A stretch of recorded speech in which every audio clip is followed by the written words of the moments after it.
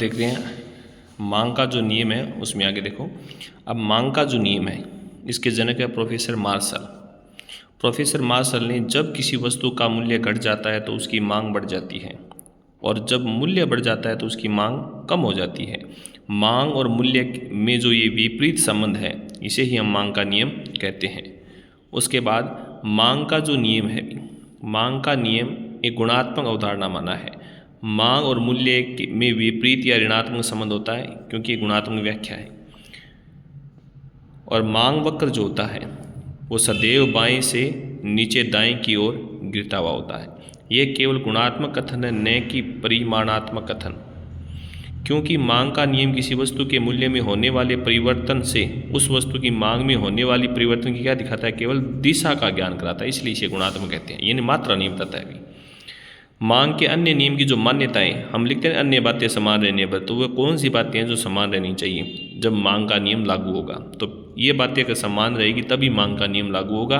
अगर ये बातें समान नहीं रहेगी तो मांग का नियम लागू नहीं होगा। जैसे उपभोक्ता की आय यथावत रहे, यथावत का मतलब स्थिर रहे, चेंज न हो। उपभोक्ता की आदत स्वभाव रुचि भी क्या रहे, अपरिवर्तित, उसमें भी बदलाव नहीं होना चाहिए। संबंधित जो वस्तु के मूल्य वो भी यथास्थिर, मतलब उसमें बदलाव नहीं हो। भविष्य में वस्तु के मूल्य में परिवर्तन की आशंका न हो।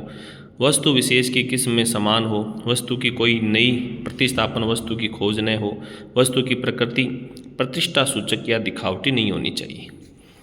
उसके बाद मांग के नियम की जो व्याख्या है या फिर अधिकांश मांग वक्रों का ढाल नीचे दाईं ओर ही क्यों होता है, इनको कारण है सीमांत उपयोगिता ह्रास नियम को प्रभाव, प्रतिस्थापन को प्रभाव, आय प्रभाव के इसको, और घटते मूल्य क्रेता को आकर्षित कर मांग बढ़ाते हैं जबकि बढ़ते मूल्य क्रेता की संख्या कम कर मांग घटाते हैं। तो वो भी एक रीजन हो उसके। बाद में मांग नियम का कुछ अपवाद है। भी अपवाद का मतलब सब नियम लागू हो रहा को नहीं भी मांगो नियम है नियम लागू को नहीं। पहला विषय है भविष्य में वस्तु के मूल्य में और अधिक कमी या वृद्धि होने की आशंका है।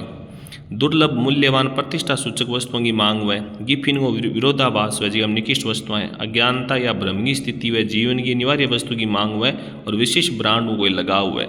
तो आप मांगो नियम लागू को नहीं है। भी मांग को प्रभावित करने वाले तत्व या मांग में परिवर्तन का क्या कारण है। एक तो कीमत प्रभावित करे, उपभोक्ता की आय प्रभावित करे, धन को वितरण हो गया, जलवायु मौसम भी प्रभावित करे, जनसंख्या कम हो जाए ज़्यादा हो जाए, उपभोक्ता को अधिमान हो गया, व्यापार की स्थिति होगी, संबंधित वस्तुओं की कीमत होगी, मुद्रा की मात्रा होगी, ज्ञान में वृद्धि, सरकारी नीतियाँ, वस्तु की पूर्ति और बचत और खर्च की प्रवृत्ति।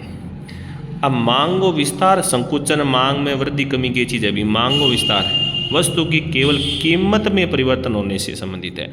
जब किसी वस्तु की केवल कीमत कम हो जाने के कारण मांग बढ़ जाती है, अन्य सभी बातें स्थिर रही, तो मांग वक्र बाएं से नीचे दाएं की ओर गिरता हुआ, और इनको मांग वक्र है वो एक ही रेखा पर हुआ है।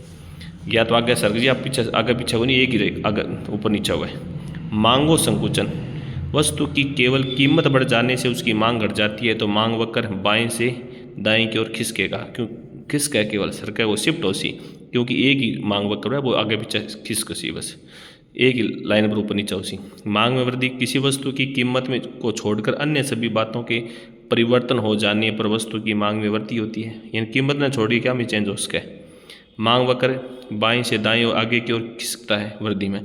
कमी में जब किसी वस्तु की कीमत न छोड़ दो, अन्य सभी बातों के परिवर्तन हो जाने से वस्तु की मांग की मात्रा में कमी हो जाए, तो मांग वक्र जी को है कमी की स्थिति में मांग वक्र दाएं से बाएं पीछे की ओर क्या जाए किसी बस।